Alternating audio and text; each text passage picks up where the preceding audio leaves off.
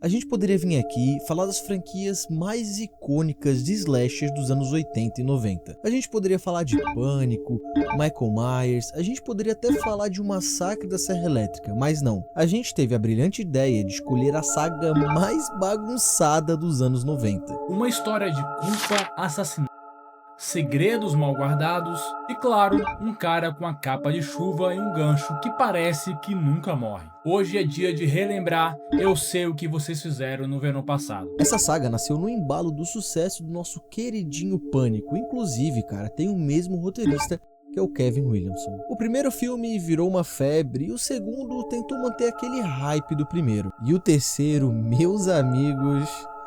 Vamos deixar chegar lá primeiro. Então prepara o coração e guarda aquele seu segredinho, porque hoje nós vamos contar a história dos 3 filmes completos para você não precisar assistir alguns deles, que é uma bomba. Somebody sent this to me. Oh my god. Someone knows. I know what you did last summer. Ooh. Fala, meus, eu sei o que vocês fizeram na madrugada passada. Aqui quem fala é o Marcos. Fala, espíritos vingativos, aqui quem fala é o Lucas. Eu sei o que vocês fizeram no verão passado foi lançado em 1997. Um ano após o Pânico. O filme foi dirigido pelo Jim Gillespie, que não fez muita coisa depois desse filme, mas acabou marcando o seu nome nessa obra, que eu não sei se ele gostaria de saber disso. E o roteiro é do Kevin Williamson, que foi o mesmo que escreveu a saga Pânico. O sucesso de Pânico foi tão grande, e todo mundo sabe disso, que os estúdios correram atrás dele, cara, para pegarem outros roteiros e transformarem em filmes. Esse filme aqui, inclusive, foi baseado em um livro de 73 da Louise Duncan, mas o Kevin pegou e transformou tudo num slasher bem sangrento. Aliás, a autora do livro odiou o filme, porque o livro tem muito mais uma pegada psicológica, enquanto o filme, se você assistiu, você sabe que ele é muito mais um slasher adolescente, o que desagradou bastante ela. E o clima é de 4 de julho, cara. Fogos, festival, música country tocando no fundo. E aí o filme corta para nossos protagonistas que, cara, é um filme dos anos 90/2000, então a gente vai ter os estereótipos aqui, claro. A gente tem a Julie, que é a certinha, o Ray, que é o pescador humilde do grupo. A gente tem a Patricinha, a Miss Southport, a Ellen. E a gente tem o Barry, né, cara, o bombado babaca do colégio. Depois da festa, eles vão para uma praia isolada. Rola ali uma bebida, rola ali uns planos pro futuro, rola ali também uma safadagemzinha que todo adolescente gosta. Mas na volta, dirigindo pela estrada escura, alguma coisa acontece. Eles atropelam um homem que aparece do nada e simplesmente voa. E aqui eu já quero falar um negócio que provavelmente a gente vai falar ao longo do vídeo, mas esse filme sofre do mal de todo mundo em Pânico. É aquele filme que tu vai assistir e tu não sabe distinguir de que parte é realmente do filme original e de que parte é o Todo Mundo em Pânico. E essa cena, inclusive, eu vivo confundindo, cara. Depois que eles têm esse atropelamento, a Julie, ela quer chamar a polícia, mas o Barry, ele tá bêbado, então ele não quer fazer isso. A Ellen apoia, dá um jeito ali naquela situação. O Ray é o famoso não caga, não sai da moita, ele não sabe o que fazer. E a Julie, ela acaba cedendo pela pressão ali popular dos amigos. E pra piorar, aparece Max ali, que é um colega deles e quase flagra a cena, velho. Então eles têm uma brilhante ideia. Que tal a gente jogar esse cadáver que a gente atropelou no rio, no lago? Quem sabe? Isso é uma ideia muito boa. É isso que eu faço com meus problemas também. Porém, o que eles não contavam é que aquele homem ainda estava vivo, cara. E ele agarra uma coroa que estava na cabeça da Ellen. Só que o Barry, muito maluco das ideias, ele pula no lago para buscar a coroa, porque ele acha que isso pode ser uma prova contra eles. E depois eles fazem o pacto.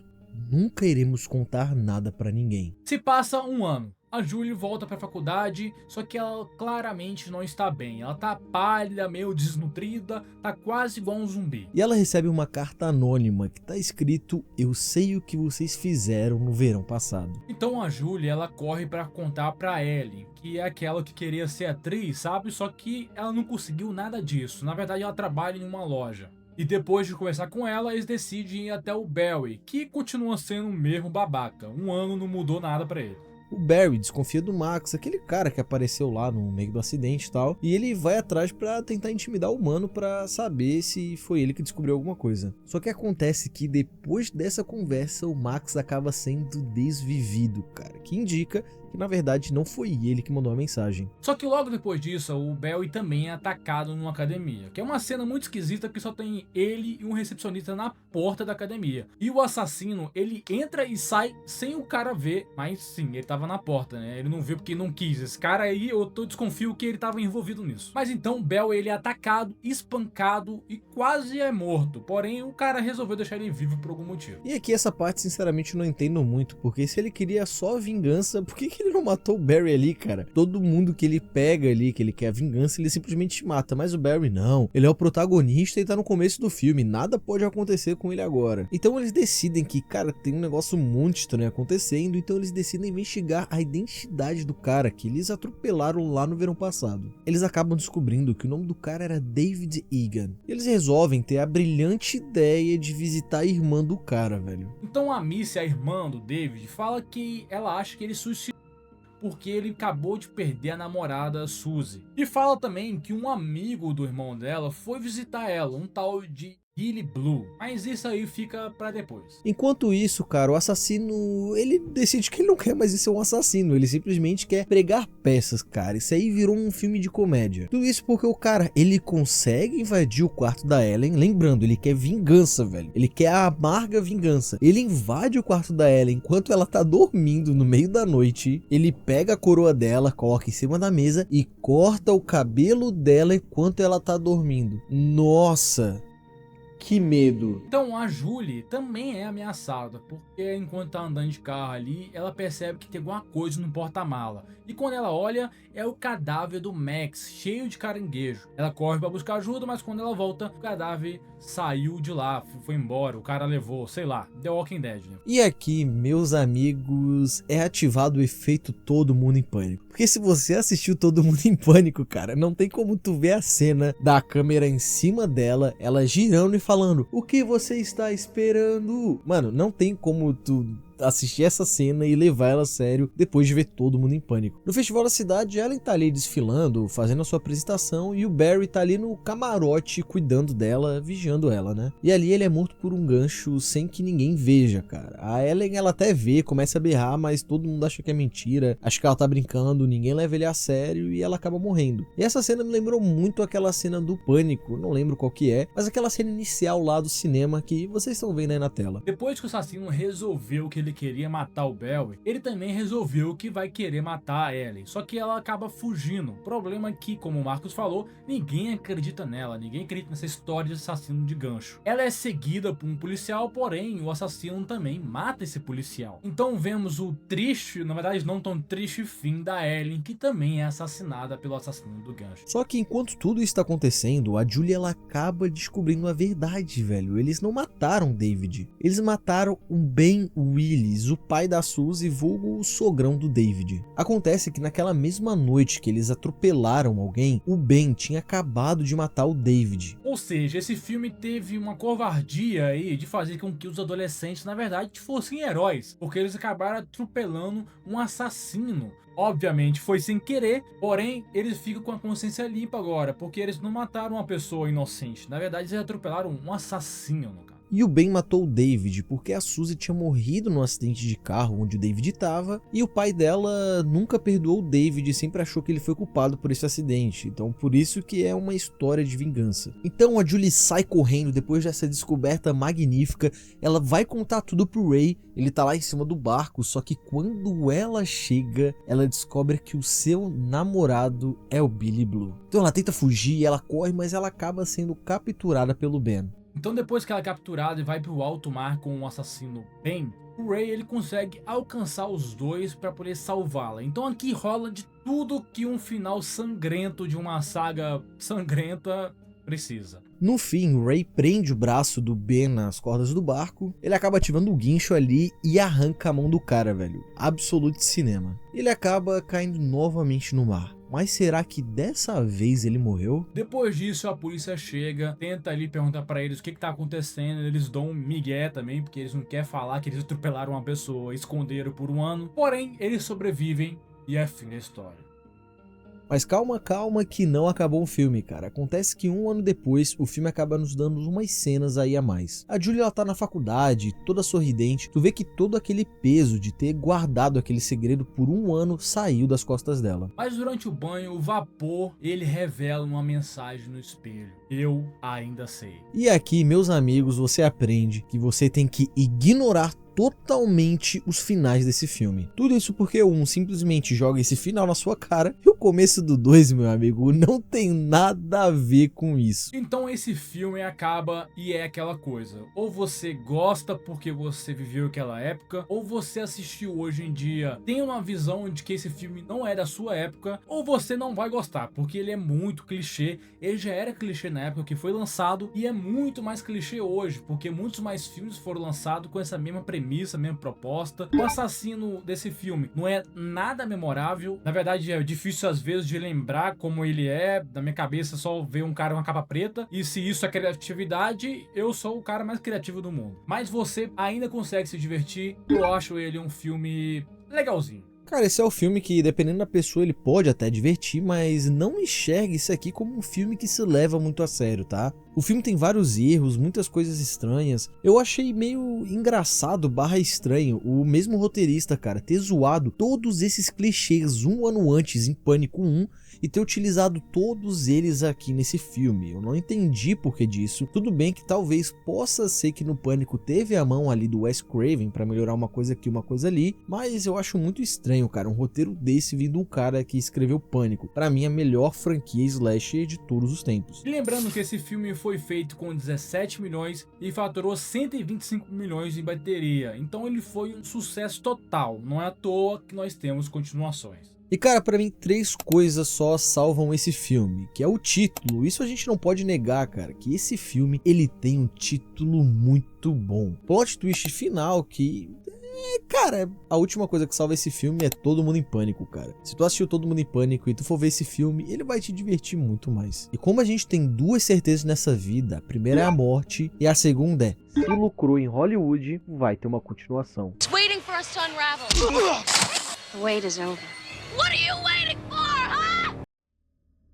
Se você acha que esquecer um assassino e seguir em frente era fácil, é porque você não assistiu essa continuação tropicalmente mortal dos anos 90. Eu ainda sei o que vocês fizeram no verão passado, lançado em 1998. Esse filme foi dirigido por Danny Cannon, que depois ele acabou fazendo sucesso com algumas séries como CSI e Gotham. E esse filme, cara, saiu somente um ano depois do primeiro filme. E já o roteiro, diferente do primeiro, ele não foi pelo Kevin Williamson, e sim do Trey Calloway, que, cara, ele não escreveu nada mais famoso depois desse filme, e olha, dá pra entender. Ele começa já com a nossa protagonista do primeiro filme, a Julie, e ela está se confessando em uma igreja. E o padre, ele era o assassino. Só que calma, isso tudo é um pesadelo. Ela tá tendo bastante desses pesadelos. Na verdade, aquele final do primeiro filme, que dá aquele jumpscare, aquilo era só um pesadelo. Não era nada pra você se preocupar. Mas dá pra ver que ela tá muito traumatizada. Ela vê o assassino em todo canto, cara. No armário, em casa, em corredores. Ela tá muito traumatizada depois de tudo que aconteceu. A mulher tá vendo mais o pescador, vulgo o famoso Zé do Picadinho, mais do que os próprios professores da faculdade. E quem volta também aqui, o Ray, o Fred lá do Scooby-Doo. Ele tá igualzinho no primeiro filme, meio esquisito, meio ali isolado, meio solitário. Eles tentam ali continuar o relacionamento, só que a Julie falou: não quero mais tu, tô seguindo outra vibe, tô afim de outro cara. Ela não fala isso, mas ela tava assim. E se você tem alguma amiga igual a Carla, velho, ou algum amigo a Carla, irmão, reveja as tuas amizades, reveja todo o teu caráter como ser humano, porque, meu irmão, uma amiga dessa aqui, cara, é praticamente um diabinho falando no teu ouvido. Já começa errado aí que a Carla acaba convencendo a Julie a ir pra uma balada. E, meu irmão, se você é um amigo que convida os outros pra ir pra balada, velho, você é muito chato, mano. E lá a Julie encontra com o Will, velho, que é um cara ali que ela já conhece da faculdade e tem todo aquele par romântico impossível de acontecer, porque ela já tá compromissada com o Ray. Só que essa amiga desgraçada dela, velho, mano, eu odeio essa personagem, ela é muito escrota. Fica o tempo todo: não, o Ray não quer mais você, vá para os braços do Will, velho. No dia seguinte dessa festa, a Carla ela acaba ganhando num concurso pelo telefone, o que já é muito bizarro, porque o apresentador pergunta para Carla qual que é a capital do Brasil. A Júlia tenta ajudar ali pegando alguns produtos que são brasileiros e lá tá escrito Rio de Janeiro e a Carla responde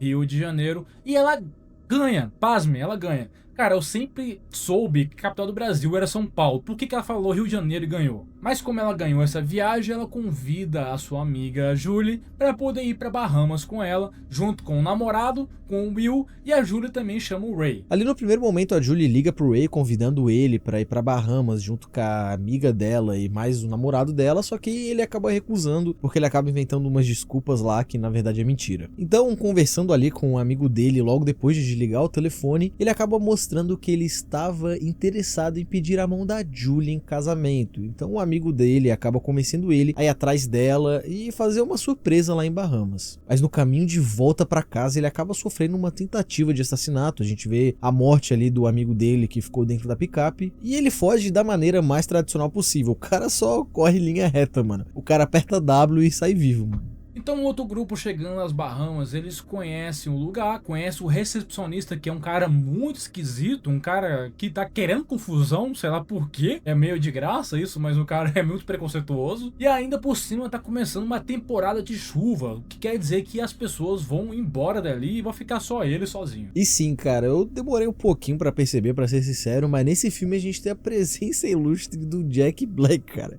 Eu não sei como conseguiram convencer ele a entrar nesse filme. Dá a impressão que ele tá ali só pra gente dizer, caralho, olha lá o Black Jack, mano. Então ele estava se divertindo ali, cantando no karaokê, até que a Julie, ela olha pra letra e tá escrito, eu ainda sei o que vocês fizeram. E o Will, cara, ele tenta dar uma de último romântico da Terra. Ele vai até o quarto da Julie, que inclusive é um quarto que eles estão dividindo, então ele deixa um bilhetinho ali pra ela e algumas flores. Mas depois de tanto trauma que essa mulher sofreu aí, cara, só dela ver essa cartinha aí, ela já fica maluca. O coração dela já dispara e ela quase tem um infarto. A essa altura, o lugar já tá totalmente vazio. O assassino resolve começar a agir, o que demora bastante no filme isso acontecer, mas ele começa a matar alguns coadjuvantes também, que ninguém se importa. Ray tenta ligar pro hotel pra avisar o que tá acontecendo, que o assassino do gancho voltou, mas cara, ninguém atende, ele tá simplesmente isolado e desesperado pra tentar salvar o amor da sua vida. Então, ele decide, cara, ele vai até uma espécie de loja de penhores ali, ele troca o anel que ele ia usar pra pedir a Julie em casamento por uma arma. Cara, com a mesma facilidade ali que você vai comprar uma coxinha na padaria. E detalhe, muito importante, ele pergunta pro cara, tá carregado a bala? O cara fala não. E ele pede por obséquio, você poderia recarregá-la para mim, senhor? Só pra deixar claro que isso é muito importante. E obviamente o cara carrega a arma. Enquanto isso, a Carla tem a brilhante ideia. Por que eu não coloco a Julie dentro de uma câmara de bronzeamento? Cara, se tem uma coisa que Premonição ensinou pra todo mundo, é que isso vai dar merda. Só que, cara, o assassino ele aparece ali e ele prende a Julie naquele negócio de bronzeamento ali. Tem todo aquele climinha, quase dá ruim, só que os amigos conseguem aparecer na hora certa e salvam a Julie. E agora, depois de eles passarem um filme inteiro não acreditando nela, porque vale ressaltar que era só ela que estava achando os cadáveres mortos ali no hotel. Só que agora, finalmente, eles acreditam que o famoso Zé do Picadinho está de volta. E vale dizer que eles acreditam porque dois deles vê o Jack Black morto, cara. Mataram a Jack Black, sei lá por quê. Mas então eles desconfiam de um camareiro, um cara que meio que tá fazendo os rituais estranhos ali no hotel, mas logo descobre que ele é só um esquisitão mesmo. Não que fazer ritual estranho seja esquisito, mas é que esse cara é esquisito. Então Julie revela a verdade pros seus amigos do que aconteceu no verão passado. Só que, cara, aí vem uma parte do roteiro que, beleza, você pode comprar, mas pra mim foi um pouquinho difícil de engolir. Eles descobrem nada mais, nada menos que Ben Willis trabalhou naquele hotel, cara. E mais ainda, descobrem que ele tinha uma família, velho. A Julie, ela encontra um cadáver no armário de novo e eles acabam descobrindo que tem mais uma funcionária, a única funcionária no hotel que ainda está viva. Mas, cara, eu já te adianto que é por pouco tempo. Então, de repente, o Will aparece machucado ali, cara, mas a Julie percebe que não tem nenhum sangue ali na ferida dele. E aí vem a grande revelação do filme, cara. A revelação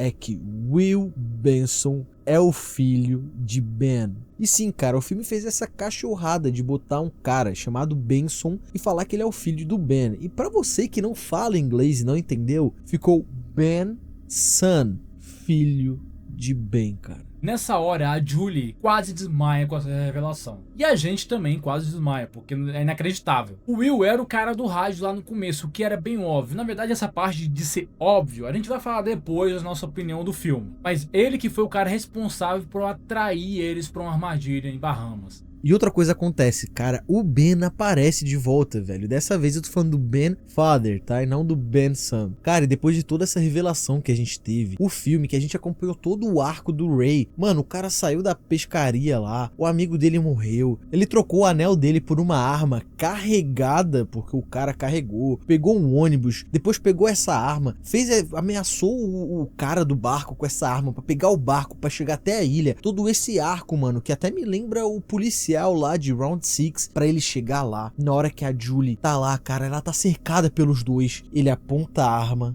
e na hora que ele vai atirar, a arma não tá carregada. Rola uma briga ali, uma confusão, e o Ben, ele vai matar o Ray, só que quando ele vai fazer isso, o Ray, ele sai da frente e ele acaba matando o próprio filho, ele mata o Benson. E com essa confusão, aproveitando essa situação, a Julie, ela pega a arma que caiu no chão e ela aponta pro Benson e dá tiro no cara, pipoco no coco mesmo, e acaba matando ele. Ou seja, a arma tinha bala sim, cara. O que aconteceu pra não funcionar antes, só Deus sabe. E o Will teve todo um arco, toda uma história para chegar até lá para salvar todo mundo, mas na verdade ele não salva ninguém. Na verdade ele é salvo. Se eu soubesse que isso ia acontecer, ao invés de chamar o Fred, eu chamava o Scooby-Doo, que eu acho que pelo menos ele morderia o Benson. E como eu disse antes, cara, todo esse arco dele me lembra o 007 lá do Round 6. O 0 pessoas vivas, 0 pessoas presas e 7 ilhas erradas. O helicóptero chega lá e acaba resgatando todos os sobreviventes. E por algum motivo, a Carla também consegue sobreviver. Eu acho que nem aparece como que ela sobrevive, mas talvez, só talvez, o nome dela fosse Carla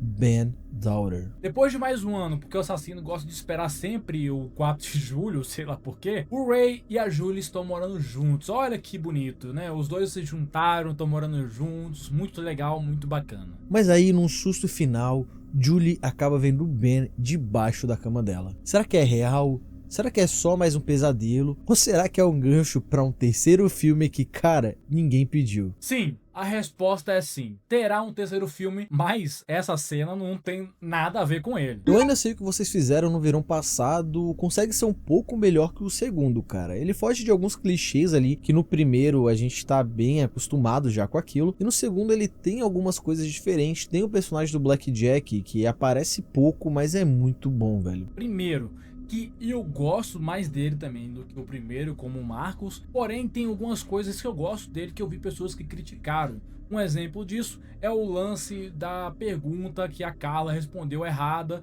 e que a gente que é brasileiro é muito óbvio que aquilo ali tá errado, mas para quem não é tão óbvio, porque principalmente para americano que não sabe porra nenhuma de geografia, não vai ter percebido que aquilo ali é uma armadilha. E, cara, eu vi o vídeo do PeeWeeCast sobre esses filmes, né? Eles também fizeram um resumo há 4 anos atrás, posso te garantir que o nosso é melhor. E o Miguel tem um momento que ele fala que essa cena foi feita só pra no final um personagem falar: ah, como é que você é burra, o capital do Brasil não é o Rio de Janeiro. Mas na verdade essa cena não tem no filme, não existe isso no filme. Momento nenhum um personagem chega pra ela e fala: olha como é que você é burra, capital do Brasil na verdade é Brasília. Não existe isso. Na verdade a Julie, ela vê num mapa que tem no hotel, uma cena que eu gosto bastante, que tem um mapa do Brasil e tem escrito Brasília como capital. Não tem nenhuma cena de ninguém falando como que ela é burra, como que ela é estúpida, nada disso. Na verdade é uma coisa bem sutil, o que eu gosto bastante. E no mais, é um filme que me diverte bastante. Eu vi também no próprio canal do Piuí que eles gostaram mais do primeiro, mas eu acho esse aqui muito mais divertido de assistir. Eu acho que o ambiente em Bahamas, o hotel ali, eu acho bem legal de usar como plot do filme. Então é um filme aí que me agradou um pouco mais, apesar de ainda ter os seus clichês e as suas coisas bizarras, como o lance do Benson, que é ridículo. E esse filme ele custou 24 milhões de dólares e arrecadou cerca de 85 milhões. Deu um lucrozinho ali, mas não foi um sucesso absoluto. Pra mim, um dos grandes motivos dessa saga de filmes aqui ser bem conhecida é por causa do nome, velho. Até hoje eu lembro a primeira vez que eu fui assistir, eu tinha mania de ir na locadora pegar filme de terror pra assistir com a minha mãe, e a gente pegou esse filme exclusivamente por causa do título, cara, que o título desse filme, se tem uma coisa que eles acertaram, foi no nome do filme. Will haunt her forever. I want off this island. That's not possible.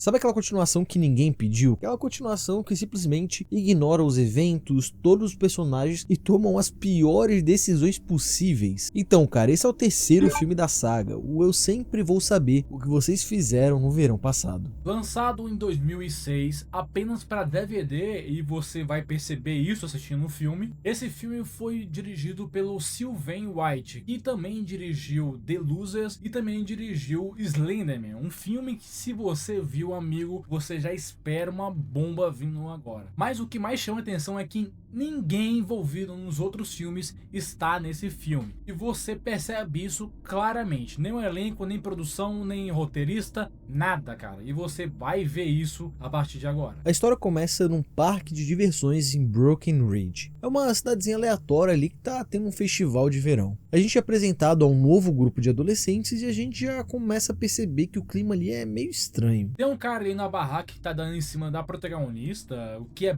bem bizarro porque ele tá na frente do namorado dela. E os jovens resolvem fazer uma brincadeira envolvendo a lenda do assassino, o pescador. Eles estão ali de boa no parque até que eles veem a sombra de alguém usando uma capa e pegando um gancho e começa a correr atrás deles ali. E meu amigo, nesse começo do filme, cara, tu já percebe a bomba que tá por vir. Isso que eu vou falar agora é um negócio que tu tem que se acostumar. Toda vez que tem uma cena de ação no filme, cara, ele fica num puta esquema frenético de um corte a cada 2, 3 segundos, uns flashes brancos na sua cara, fica rodando um 360 no personagem. Cara, parece muito, mas muito, uma cópia mal feita de Jogos Mortais. Acontece que depois dessa cena tosca que é apresentada pra gente, a pegadinha acaba dando um pouco errada. Um dos amigos do grupo ali, o PJ, ele acaba morrendo de verdade, velho. Ele acaba subindo numa parada lá bem alta, batalhando com o cara do gancho, ele acaba caindo e acaba sendo desvivido ali mesmo. Cara, e essa cena, meu Deus do céu, eu vou botar pra vocês assistir ali. Cara, parece uma cena toda bugada, velho. Parece que pegaram uma PNG dele e fizeram uma animação da PNG deles correndo pra baixo da tela. Eles nunca mais vão falar disso, porque eles fazem um pacto pra nunca mais dizer o que aconteceu com o PJ. Assim como no filme original, a Amber, que é a nossa protagonista, mesmo depois de um ano, cara, ela se sente sobrecarregada por segurar aquele segredo por tanto tempo. Ela vai numa festa no celeiro e reencontra o Lance, o cara lá que deu em cima dela lá no começo do filme. E o namorado dela, o Colby, ele reaparece. Justo agora, pode ser coincidência. Porém, você fica pensando, será que esse cara tem alguma coisa a ver? Na verdade não tem nada a ver, esse filme aqui é uma merda. A Amber, ela volta pra casa e aí que as coisas começam a ficar bem bizarras. Um rádio ali liga sozinho e ela fica de boa porque aparentemente é normal ter um rádio que liga sozinho. E depois disso começa as ameaças por mensagem. O assassino gosta bastante, só que agora ele tá inovado porque nós estamos na época do celular. Então, em vez de ela receber uma cartinha, ela recebe mensagem de texto escrito: eu ainda sei o que vocês fizeram no verão passado. Lembrando que o nome do filme é Eu Sempre Vou Saber, mas ele resolveu colocar só Eu Ainda Sei. A Amber então procura a Zoe, uma das envolvidas ali em todo o rolê que aconteceu. Mas acontece que as duas estão brigadas, cara. Elas não se falam há um bom tempo ali depois dessa parada que aconteceu no verão passado. E elas juntas ali decidem procurar o Roger, que é o terceiro integrante do grupo, pra saber se é ele que contou pra alguém ou se é ele que tá mandando as mensagens. E aí eles vão atrás do cara, o cara trabalha numa fábrica puta bizarra. E cara, essa cena aí, velho, dele aparecendo com a máquina, indo pra cima delas, eu não sei o que isso era pra ser, eu não sei se era pra ser uma cena de terror, mas ficou só uma cena muito engraçada. Eles tentam contar pro Colby, o namorado meio babacão lá da Amber, porém ele também não acredita. Até que ele recebe também uma mensagem, só que a mensagem dele é diferente. Ela tá escrita no chão, molhada, foi molhada com água.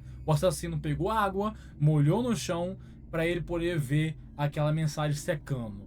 Cara, essa cena é complicada. E o cara escreveu perfeito, porque não tem um pingo fora das letras, tá ligado? Ele levou uma forma, tá ligado? Uma forma de letra e ficou molhando em cima da forminha assim. A Amber decide subir uma montanha ali de bicicleta, que é uma puta de uma ótima ideia pra quem tá sendo ameaçada de morte. Aí acontece ali que o pneu fura no meio do caminho e ela tem que descer de teleférico. No meio do caminho, o assassino ele aparece, cara, em cima do teleférico. Ele tenta quebrar o vidro para invadir ali onde ela tá, só que a câmera dela, que tá possuída por algum espírito fotográfico, que ela tira uma foto da mão do cara tentando quebrar o vidro, sozinha.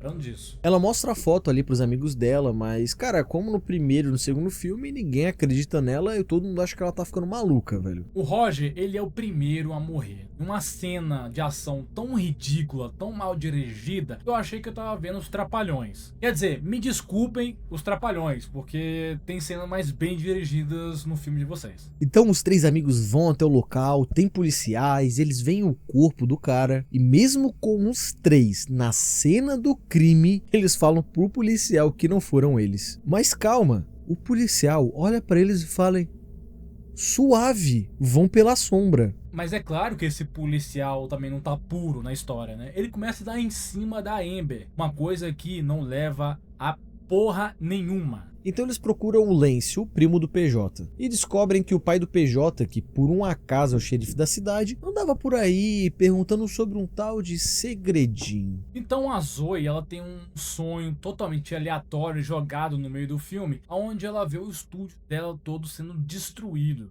E quando ela acorda, realmente está destruído. Essa menina tem que virar cartomante, porque ela sonha com a parada e a parada que acontece. E o estúdio é destruído enquanto ela tá dormindo ali, cara. Ela não ouviu nada, não acordou, nada foi feito. O Lance briga com a Amber ali por causa da moto do cara que tá arranhada. Mas então ele revela que o PJ contou o tal do segredinho pra ele antes dele morrer. E acontece que alguém escreveu na moto a escrita "Você sabe". Então eles resolvem pedir ajuda pra aquele policial que tava dando em cima da Amber. Porém, ele tava ali fazendo churras ali e o xerife tava lá. O xerife que ele suspeitava que tava envolvido com essa história. Claro que ninguém acredita, oh meu Deus, quem diria? E eles resolvem ter a primeira boa ideia do filme inteiro, que é ir embora da cidade. A Zoe, ela desiste de fugir, cara, porque ela tem uma banda ali, a banda dela vai tocar no festival, e vai ter vários agentes, empresários e tal, e todo mundo meio que apoia ela, cara.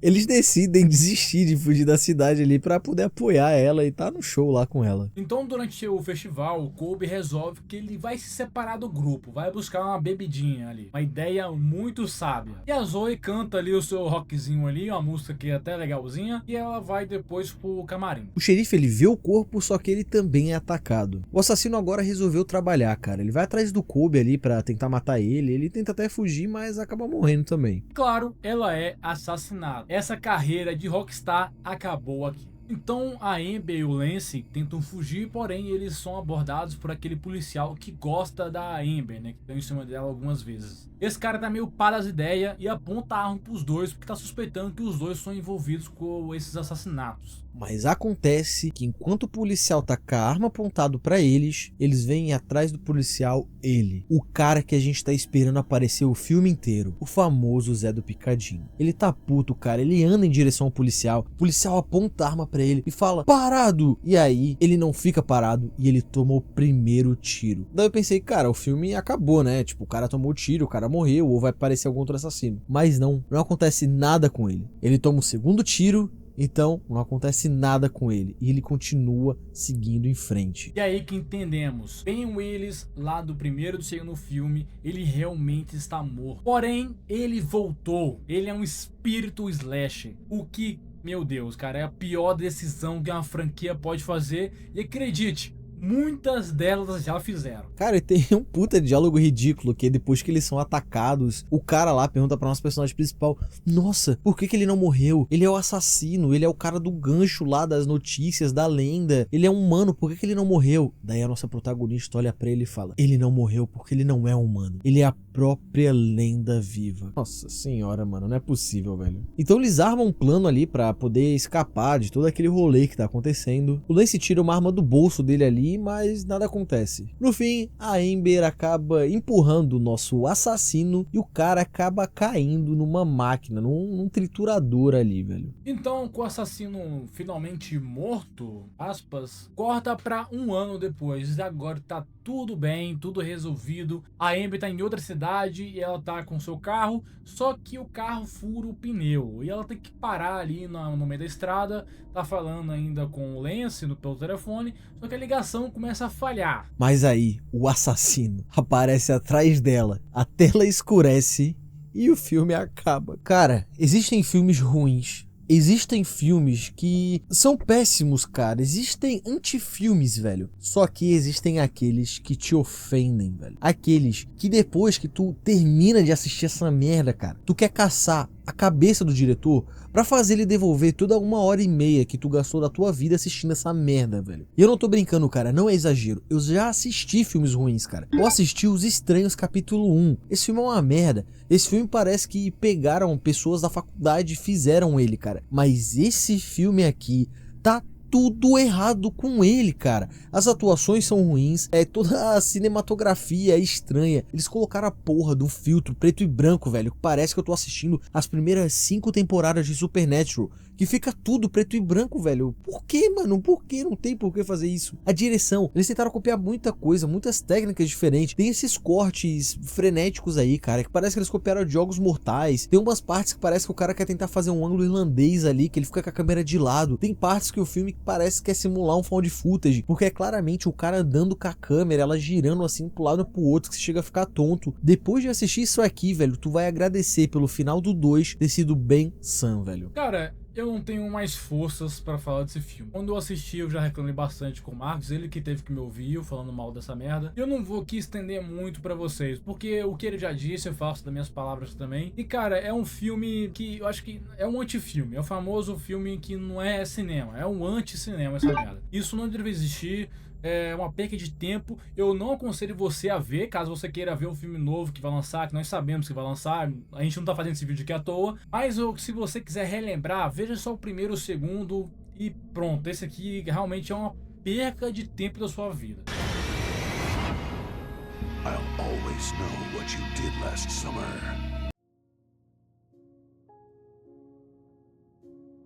E aí, vocês já assistiram algum desses 3 filmes aí? Qual que é o seu favorito? Comenta aí se você já assistiu o terceiro, se você concorda com a gente. Porque, olha, eu vi muita gente gostando do terceiro, tá? O famoso Guilty Pleasure. Eu vi muita gente gostando muito do primeiro e do segundo, dando até 4 estrelas aí pra essa franquia. Caso você tenha gostado do terceiro filme, por favor, coloque aqui nos comentários pra eu poder te bloquear no canal. E a gente vai aí continuar falando sobre filmes bons, filmes ruins. Então se inscreva no canal e deixa aquele famoso like aí também, porque esse vídeo aqui deu trabalho, tá? Pode perguntar pro Marcos aí, porque ele que vai editar isso aqui.